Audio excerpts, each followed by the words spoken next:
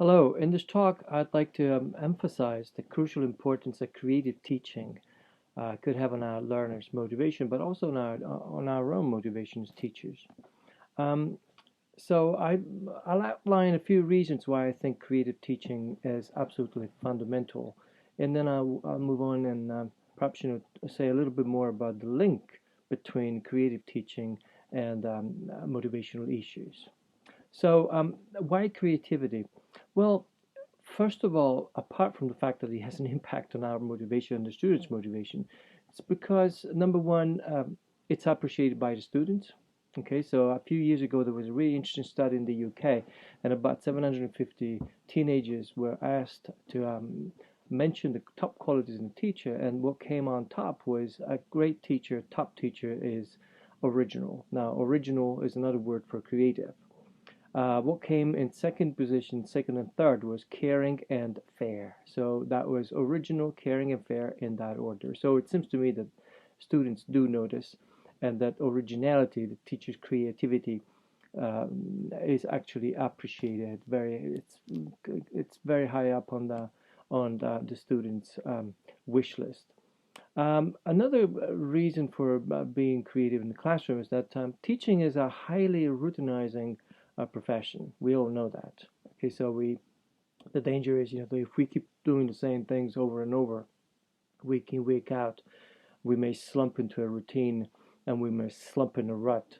And we don't want that to happen because that could lead to burnout, and burnout is a pretty serious clinical syndrome. So we want to get out of it, and actually we want to prevent it. And challenging ourselves, teaching in more imaginative ways, cooking up our own activities, designing new strategies.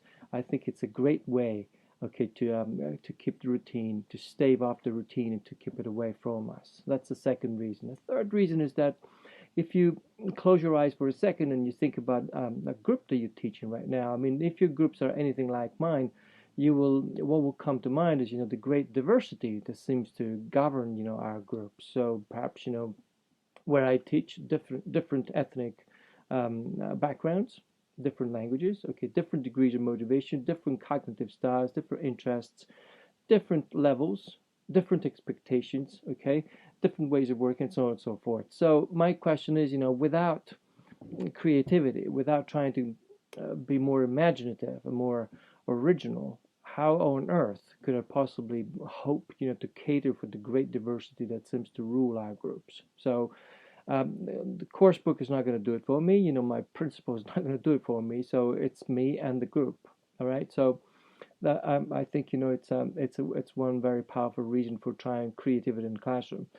Fourth reason is that I believe in pedagogical surprises. I believe that if you surprise your students, students are more engaged, they're more interested, and more curious. Okay, so and if you surprise your students, you need to be able to break rules. Okay, you need to be able to come up, with new ways of doing things in the classroom. So that is basically what creativity is all about. Okay, so and last but by no means least, but I've said it before. It's because there is a link. I mean, creativity. It works like this, in my opinion. I'm a creative teacher. I like creativity I like to try creative ways of doing things in classrooms because of the reasons you just mentioned earlier. As a result of me doing more original ideas, the students are more surprised. They're surprised, so they pay attention to what's going on in the classroom, so they're more engaged. The more engaged, so the motivation goes through the roof. Because the motivation increases, well, then the students, possibly, achieve higher results, which in turn it will fuel their own motivation and mine as well. And so it's a virtuous cycle. Okay, it's a never-ending cycle that I think I've seen it happen over and over again. So you may be asking yourself, but what are we talking about when we're talking about creativity? Well, yes.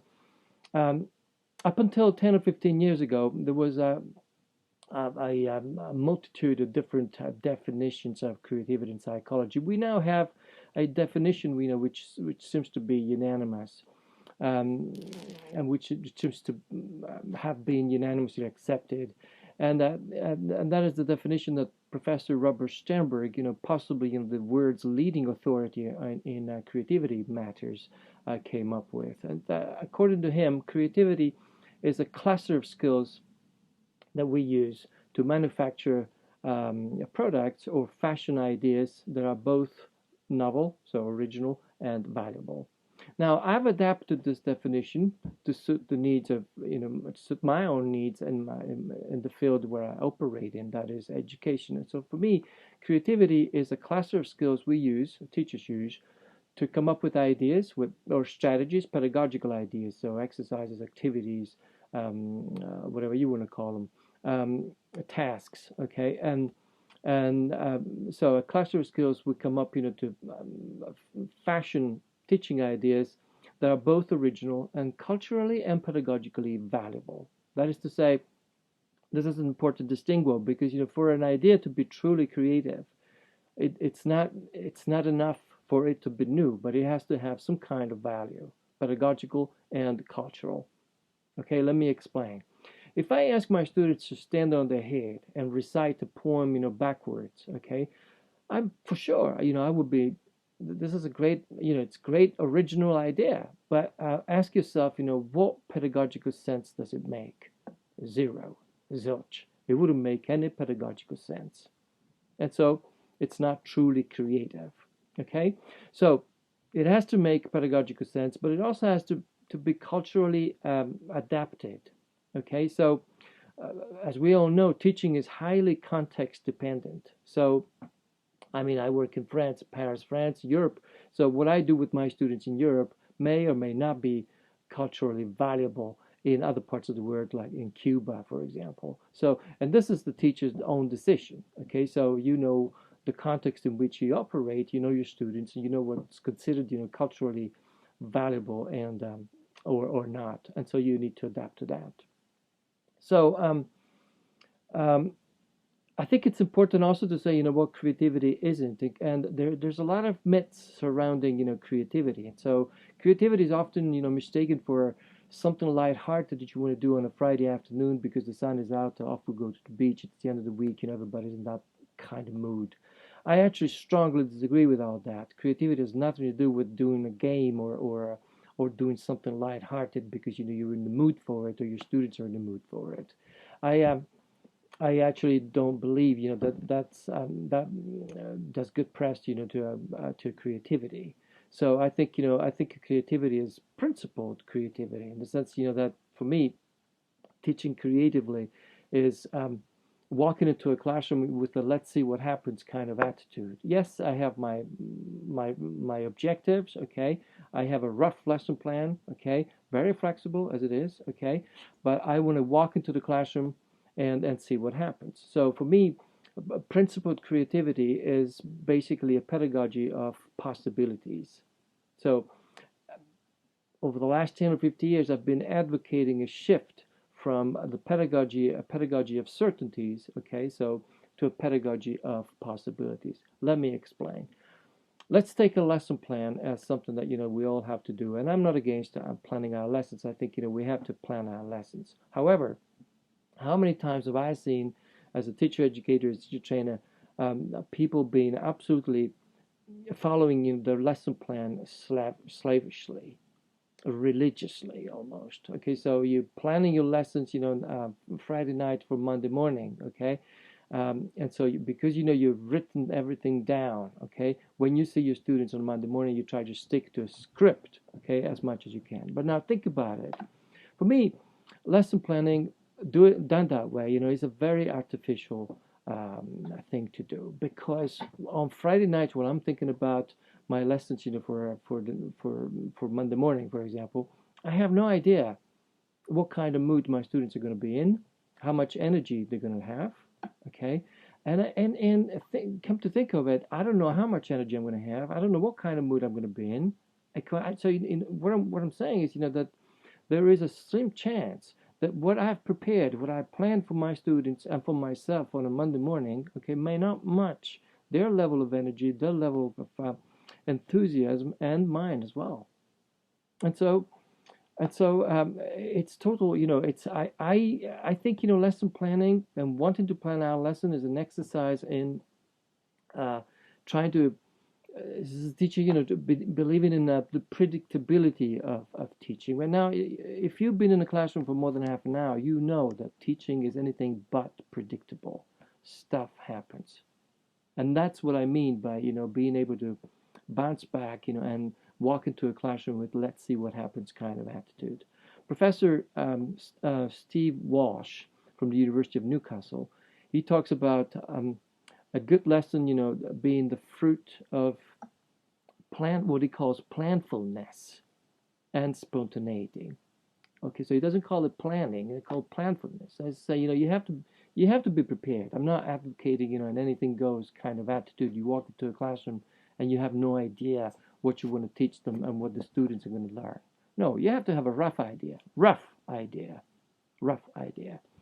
because there's so many different variables, flying all over the place. You can only have a rough idea, I think, when you walk into a classroom. But at the same time, you also have to leave yourself, a certain degree of spontaneity. You need to improvise, okay? Because often, what makes a lesson a good lesson, okay, are those unscripted, unprepared moments, okay, that need to be milked, okay, they need to be exploited on the spot. And for that, okay, you need to be in the right mindset, okay, you need to allow yourself, a certain degree of spontaneity, which is what Steve Walsh is talking about. So for me, that's what creativity is all about. I think humans like certainties. Okay, if I have to go into a hospital, for a surgery, I want to know that the doctor who's going to operate on me is a certified doctor. I don't want to take my chances. I don't want the doctor, to walk into the operating theater with a let's see what happens sort of, mindset. You know, so to a certain extent, we want to we like certainties. Okay, but the problem is that when we're dealing with people, and teaching is dealing with people, okay? There are very few certainties. You have no idea what's going to happen. Certain things you can control. That's why we call it classroom management, okay? But if you believe in teaching like I do, as some kind of conversation, because it's done for people, with people, by people, okay? In a space that resembles, the Roman Forum or the Greek Agora, well, then, you have to allow for a certain element of unpredictability, which calls for more creative and less scripted, loose approaches to teaching. Okay, so that's what I think about it. So principled, creative approaches to teaching. It may sound pompous, but I think I want to draw a line between creativity, which to some people means let's just play a game, okay, let's have some fun, okay, and creativity as a real approach, to the way you do things in the classroom. So the question you could be asking yourselves is, okay, so now I've never been creative. How can I boost my creativity? Well, first of all, the type of creativity I'm talking about here is not what psychologists call the genius type of creativity. You're not in to revolutionize your field, okay?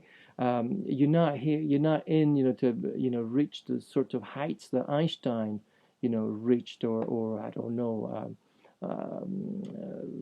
Picasso, for example, or Mozart, or um, we're not talking about that kind of creativity.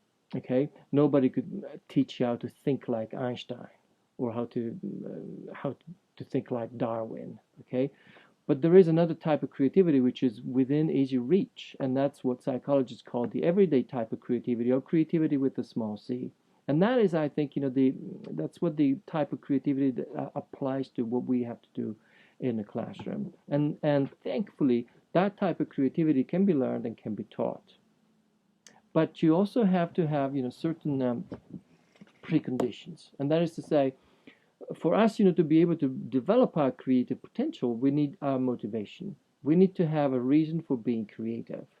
A great film director, Federico Fellini, used to say that you need to have an excuse for being creative. Now, his excuse was making movies. Okay, what's your excuse? Perhaps you believe that without more creative approaches, the students are going to be bored. Well, that's a great excuse, for example. Okay, so but you need to know why you believe in creativity. Okay, number one. Number two, you need some strategies.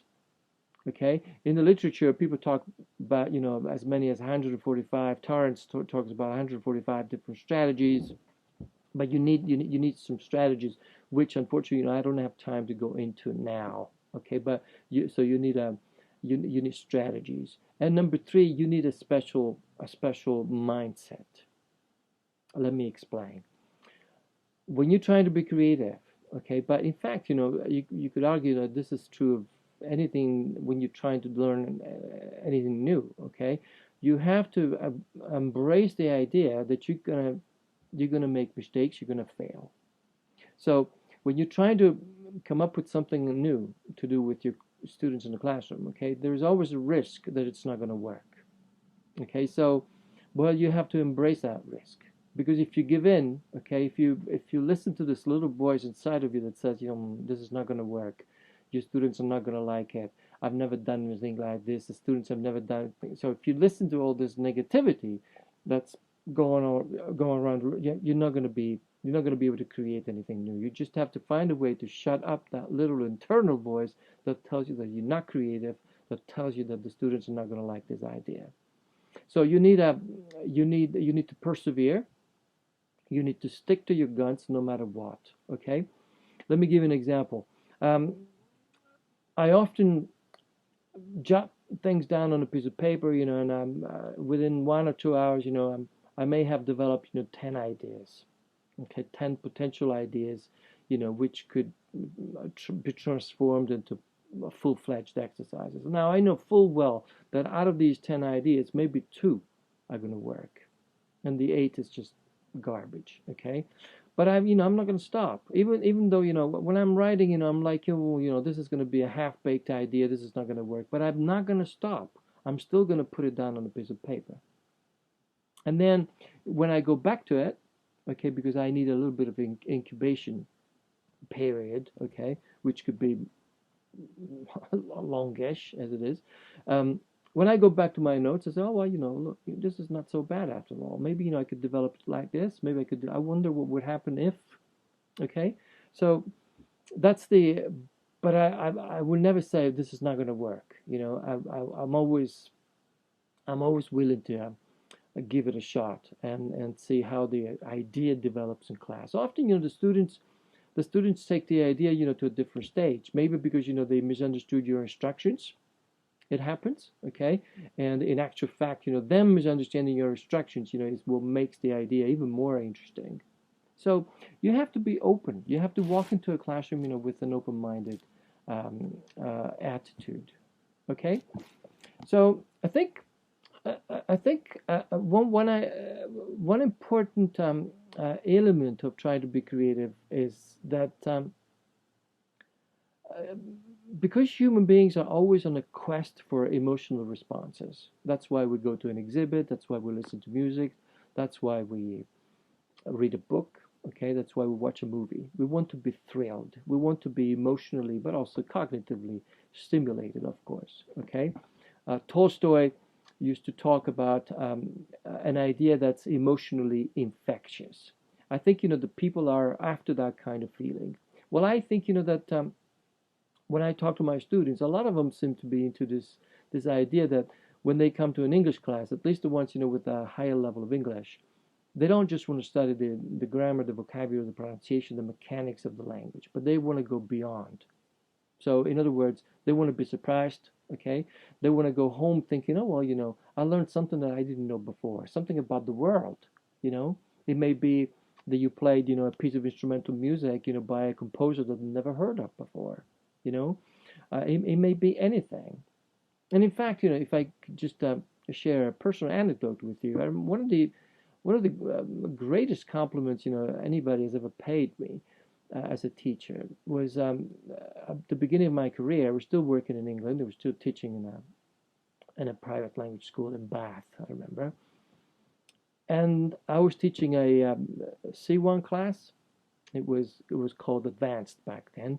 And at the end of my lesson, there was a Japanese lady who waited until everybody left the room, and then she came up to me and she said, "Thank you, because today I discovered something about myself." And I'm like, wow. Now, I wish I could tell you what I'd done with them, but it was such a long time ago. And it doesn't really matter what I did. What matters is, that evidently, whatever I did with them on that particular day, in that particular lesson, must have resonated with this woman. Can you think of a better reward? Because let's face it, we don't choose teaching as a career for the money. There is no money in teaching. You're crazy if you choose teaching because you think you're going to get rich at some point.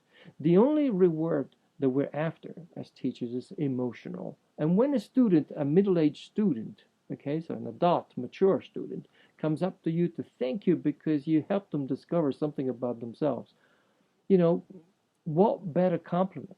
What better reward? Of course, it wasn't my aim. My aim was to teach them language, okay? But that's what I mean by emotionally rich responses, okay? And so now, without creativity, I can't possibly come up with an activity that spurs rich emotional responses, okay? So I think that's very important too. Now, moving on to the link between creativity and motivation. Now, motivation is a very vast, complex, and fascinating topic. Well, we'll be talking about motivation, since the beginning of time. What is motivation? Well, motivation is why we do what we do. And you understand that as a teacher, as an educator, try to understand what makes students tick, okay? If you understand that, half the job is already done. So that explains why there are reams of research papers being written on motivation. Interestingly, though, there is a lot more being done on the student's motivation than the teacher's motivation. Okay, that's interesting. That's an interesting difference there. Now, here too, motivation is surrounded by all sorts of stereotypical views. Okay, and I think that just to be on to make sure that everybody's on the same page, we need to perhaps demystify some of the things that surround motivation. So there is a difference between, for example, somebody who never showed motivation to begin with. We all have students who come to class because they really have to, not because they want to. And so this is called amotivation. There's a lack of motivation, okay? And there's a difference between amotivation and demotivation. What's demotivation? Well, demotivation is a student is demotivated when they were motivated at the beginning of a class, okay, and then they kind of lost the motivation along the way. So this is called demotivation, and it's much less serious than amotivation. Amotivation, I don't think there's much you can do. If in English we say you can lead a horse to water, but you can't make him drink. Demotivation, there's a lot you could do. Okay, once you've understood, once you've found out, what the root cause of demotivation is. Once you've found out, what the cause of the demotivating behavior. Well, I think there's quite a bit you could do, okay, to fix the problem. So there's another thing that amotivation, demotivation. There's also lack of interest. The fact that your students are not paying attention, or they seem apathetic, and they look out the window, or they keep doodling on a piece of paper, doesn't necessarily have anything to do with motivation, because it may be a temporary. Especially if you're teaching teenagers. We all know, we've all been teenagers. Being a teenager is not a disease. But being a teenager is a very difficult age. So you're going through a very difficult time. So you're trying to find out who you are. There is a hormonal storm in the classroom, and so all sorts of different factors that we have to deal with. But the bottom line is, the motivation may or may not be the element, that drives their behavior in this particular case if they look apathetic. So we need to find out, and we need to try not to jump to conclusions, okay? Because it's very easy for teachers to say, oh, he's looking out the window, well, the hell with him, he's not motivated, I'm going to write him off. I think it's wrong. I think, we have to give him some time, and we have to give ourselves time to understand, whether a student's behavior is linked to motivational issues. Okay, so now The problem with, well, I call it a problem, but I mean it's something that's been bothering me for a long time. A lot of motivational research has been carried out in Asia, New Zealand, Australia, Canada, U.S. Um, and so I try to keep up with the research papers that are churned out on a monthly basis, and there's nothing wrong with that. It's all very stimulating stuff, except that my point is that I don't work in Asia. I don't work in New Zealand, Australia, China, Canada, US. So I work in a different context altogether. So the conclusions that my fellow teachers or trainers or researchers, come to in those countries may or may not be applicable to the situation where I am. And so because of this, become I've become over the last years a strong advocate of local solutions, local research. And so a couple of years ago, prior to writing my last book, Creative Motivation, I decided to interview about 160 of my students here in Paris where I teach. I teach university students from 18 to 22, some master students, stuff like that. And so I asked them, two very simple but powerful questions.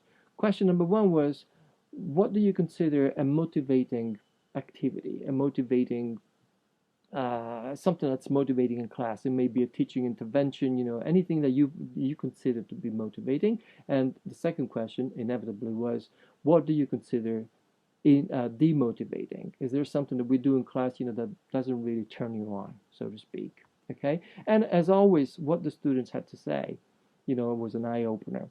I have to say, that the interviews were carried out in French because, I didn't want the students to think that this was some kind of test, and I also wanted them to have, the tools, to express themselves, their sometimes, sophisticated views on the process. And so what the students were saying was really, really interesting. And so, based on the insights from the students, I developed what I've called the GPS framework. G stands for group dynamics or group processes. Okay, so the importance of paying attention to what goes on amongst the people in the group. P stands for priming, so as to say, getting the students ready for you. Okay, psychologically, physically, mentally ready for you.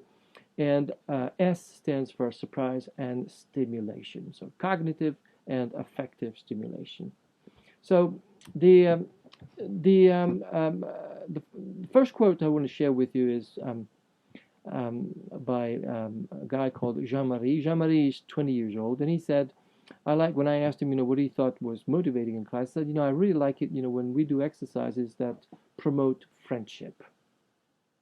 Okay, so an exercise that promotes friendship. One of his colleagues, Stephanie, she said, I like it when I can find when I find that I have something in common, with my colleagues. Okay, somebody else said, I like it when I feel accepted by the group, when I found my place in the group. And so this kind of, made me think that in fact, the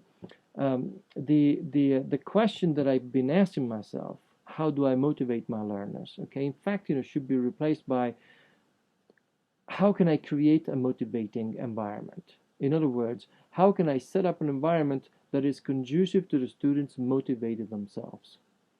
Okay, and so it seems to me that creating an environment where people accept each other, where people trust each other, where people respect each other, okay, creating a sense of affiliation, creating a sense of palpable belonging, okay, is very, very important, especially in the beginning stages of the group, but it's actually, throughout the academic year. The father of humanistic teaching, Ernst Stevig, he has a very well-known quote. He says that success, he means pedagogic success, depends more on what happens within the people in the group and less on materials and pedagogical interventions. I'm paraphrasing. So pedagogic success depends more on what goes on between the people in the classroom and less on the materials you use and the techniques you use, and so on and so forth. I think this quote has always resonated with me. I've always believed this is the case. You can be the best teacher on earth in terms of, qualifications, techniques, materials you use, okay? But if you don't pay attention to the group, if you don't have a group, you don't have anything. It's as simple as that. And if you've been in the classroom for more than half an hour, you know that is the case. So, what am I to do? Well, in the beginning stage of the group, I have to come up, with a series of exercise, and so use my creativity to come up with a series of exercise to make people find common ground. Finding common ground is what group psychologists advocate if you want a group to gel, if you want people to bond, which is what we do when we go to a party when we don't know very many people. We try and strike up a conversation with somebody, when we find out that we strike up a conversation with somebody we never met before, as soon as we find out that we have something in common, we don't want to leave anymore. Okay, so we know that we're both teachers, we both like music, we both like cooking, and so on and so forth. So we have something that makes us gel. Okay, so it's the same thing in the classroom. Teaching is a social endeavor. We've said it before. So my job as a teacher, because it's me, it's my responsibility as a leader, teacher as a leader, as a group leader. My job as a teacher is to make students gel by asking them to do a variety of exercises that on the one hand work on language, because I am a language teacher, on the other hand help people bond. Okay, so and this is be careful, because I'm not talking about an icebreaker. I'm not talking about a warm-up exercise. Okay, these are exercises that could be done at any given point of the lesson. Okay, so whenever you think that there is a need for if the students perhaps to prevent conflict, for example, if you think the conflict is brewing, if you think the people haven't really gelled yet, well then I think it's a really good way to do it, even though you're in week 3 or week 4 or week 5 of a course. I'm not talking about one-off exercises you do just on day 1 of at the beginning of the academic semester. Okay, so that's group processes, and so a series of exercises should promote affiliation. So what you want is, the end result is that you want students, to be looking forward to the next lesson. You want students, to be thinking, well, yes, this is my group. I'm really good. I find myself, I'm comfortable. I found my niche. I found my little spot.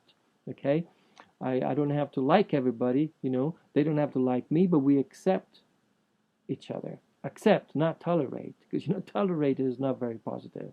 Okay, so I think this is crucial, because if you think about it, the opposite of affiliation is alienation. So when a student is feeling alienated, he or she feels like they don't belong to the group, and so they're going to behave in a way that betrays the motivation. But in fact, this has nothing to do with motivation. That's why I was saying before, we have to hold back and not jump the gun. Okay, when we see a behavior that suggests demotivation, we really have to scratch and see what's lying underneath the surface.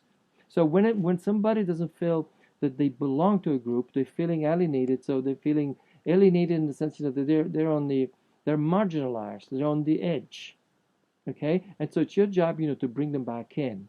Find out why they're feeling how they're feeling. Perhaps having a little conversation with them, or exchange a letter or a note or something, okay, and then bring it back in.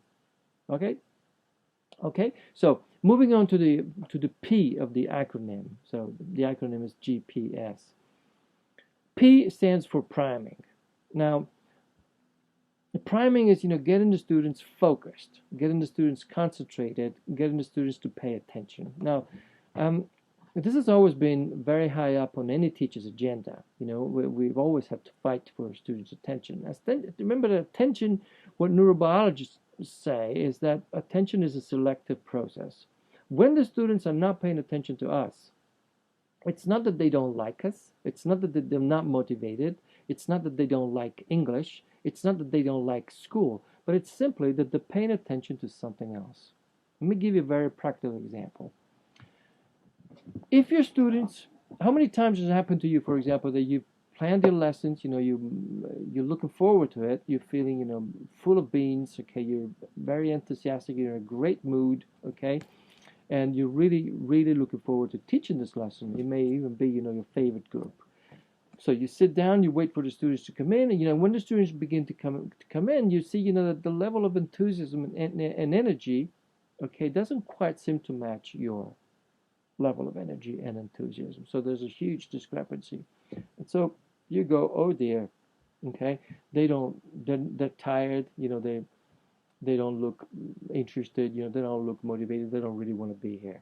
Now, again, maybe it's a question of motivation, but maybe it isn't.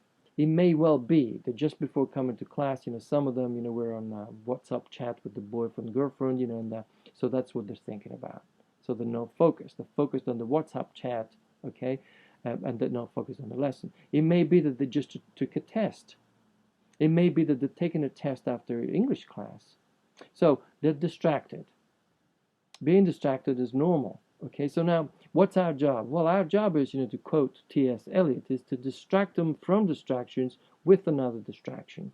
So what I know, what I've learned from experience is that if I start teaching and the students are not ready for me, I'm wasting my time, because nothing will register. It will be in one ear and out the other. So priming means, getting the students, to forget about the WhatsApp conversation, okay, and to get them to think, okay, well, this is an English class. I need to switch off my WhatsApp conversation and focus here. And so I can help them with this, and I think I have to. Okay, my role as a teacher, as a group leader, okay, I need to help them. So what do? Well, I ask my students, to do exercises, that will promote focus, that will promote flow, that will promote a sense of concentration, but exercises that are not linguistically challenging. If I know that the students are not ready for me, well, then the last thing I want to do is, to give them something that's linguistically challenging, because you're not ready for me, so they're gonna fail. I don't want my students to fail. I want my students to do well. Okay, and so that's what priming is all about. We have to remember that attention is a whir of stimuli. There is a stimulus, the WhatsApp conversation, stimulus 1, and stimulus 2 is the English lesson. So I want to help the students, okay, focus on stimulus 2 and little by little, gradually, slowly, forget about stimulus 1. So I want stimulus 2, the English lesson, to prevail.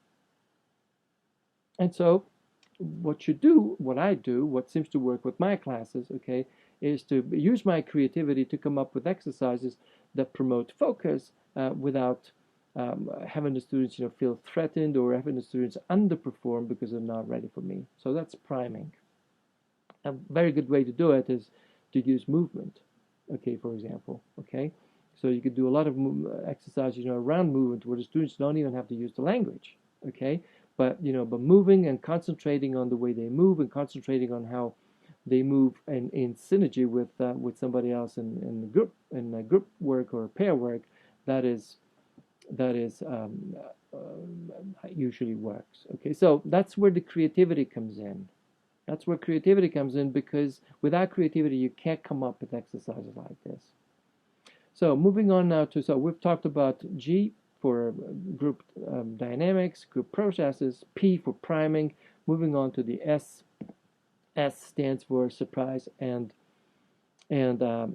stimulation. Okay, I think I've already mentioned surprise. Okay, so in the sense that surprise is really good because surprise, if you think about it, is a mismatch between expectations and reality. So if I say to my students, okay, we're going to do a reading comprehension exercise today, okay, this is how to get a surprise. What the students expect is pre-reading questions, text, post-reading questions, and then zoom on language or perhaps discussion. Hardly surprising. Now, I could see a double scenario here. Okay, scenario number 1: students like me, students like coming to class.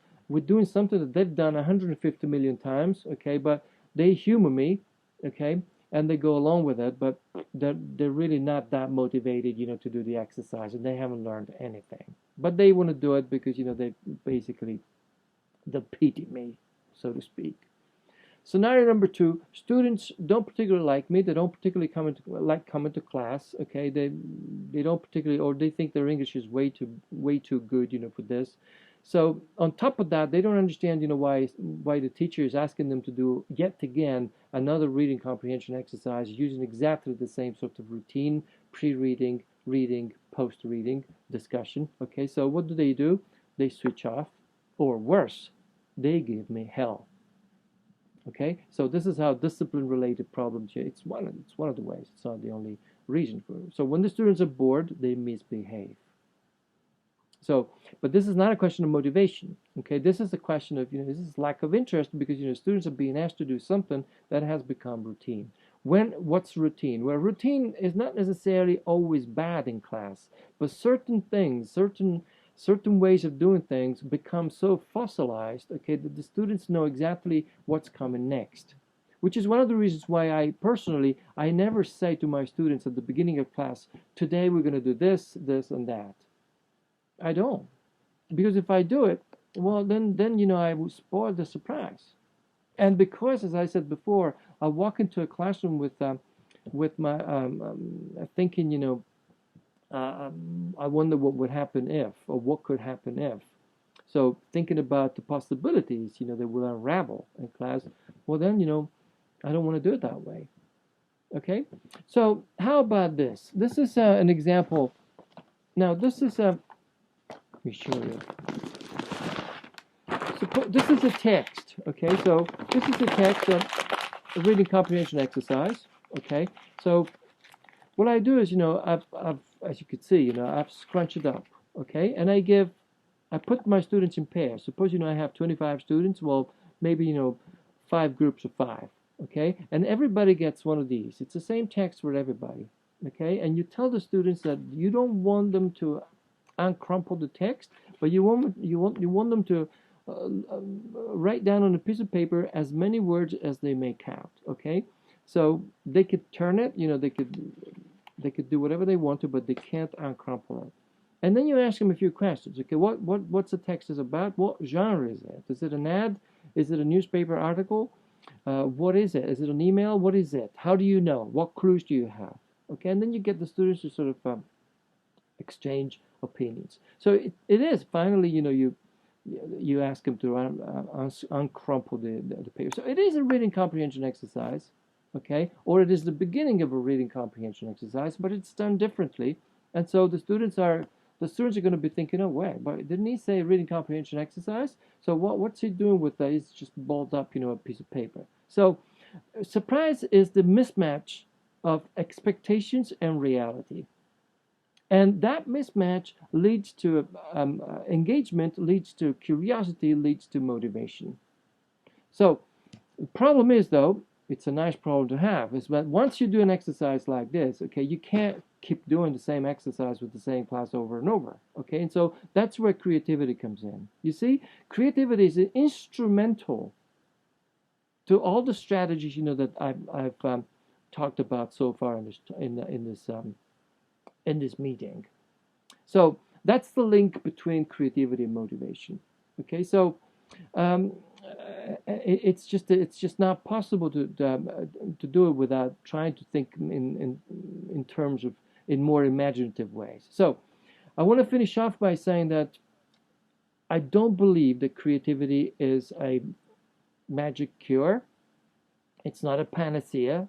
Okay, I don't believe in silver bullets in education. Okay, education is much more complex than that. Okay, but I do believe though that creativity is a great tool to have in our toolbox. Okay, that will help us, come up, with different strategies, different ideas, different ways of doing things. Okay, to help the students stay motivated, or perhaps help the students, get some of that motivation back if they lost it along the way.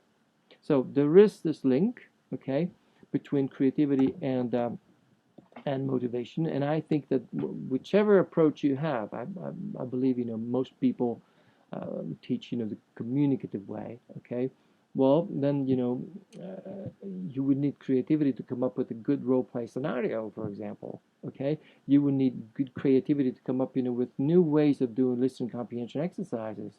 So the sky's the limit, but it is really a state of mind. Okay, you need to believe that creative teaching, can go a long way in getting the students interested and getting the students, perhaps, be more productive, and also helping the students, express themselves on stuff, that goes beyond, that transcends, the language per se. So that's what stimulation is all about. Getting the students not just to focus on the language, okay, which is a big chunk of it, okay, but also to learn something new, to take them, beyond the subject matter.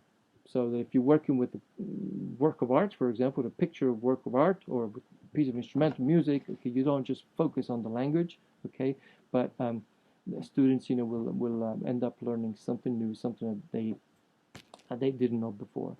Bottom line is, what is education for? Education is about growth. John Dewey used to say that education school should not be preparation for life. The school is life. And so if you believe that's true, well then, we need more imaginative approaches, to offer the students educational experiences that are richer, and that help them, not just with the language, but also, with their self-discovery process and eventually growth. Thank you.